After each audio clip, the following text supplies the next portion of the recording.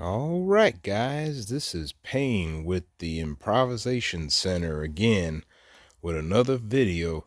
Got a little project here. We're going to mount us a manual tire changer to this concrete floor in the garage. Picked up this little Harbor Freight special right here, a hammer drill, with which we'll be able to drill into this super hard concrete. And of course, the tire changer is also a Harbor Freight special. Had this thing for probably a good 15 years, and I got some use out of it, but it needs to be mounted to this floor so we can get better use out of it. In order to help get this thing down better, took the time to line up the tire changer with the floor where I want it, and marked some spots with a permanent marker so I don't have to actually try to put the drill through the holes on the tire changer. So I'm gonna go ahead and get ready to drill me some holes with this thing, see how this drill actually works. Well, strange twist of events here. I did manage to get 3 holes drilled out to about a couple inches deep, give or take. 2 of the holes were actually drilled with the hammer drill from Harbor Freight until it burned out.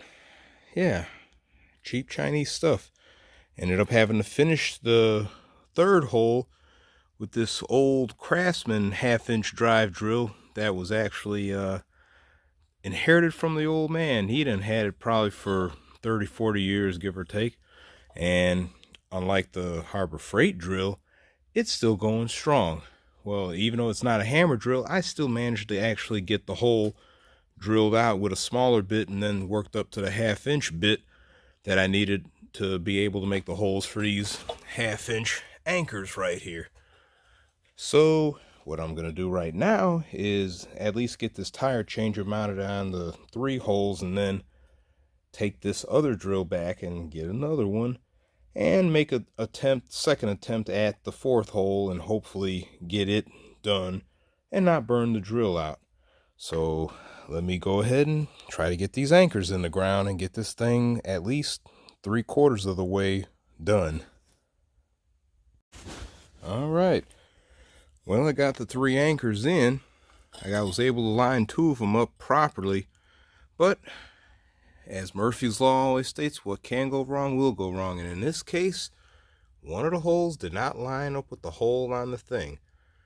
So instead of going crazy trying to drill another hole in the concrete, I just drilled a hole in the frame with a step bit and put the anchor on through that hole, pounded it in, and tightened the nut on it. So this thing is pretty sturdy.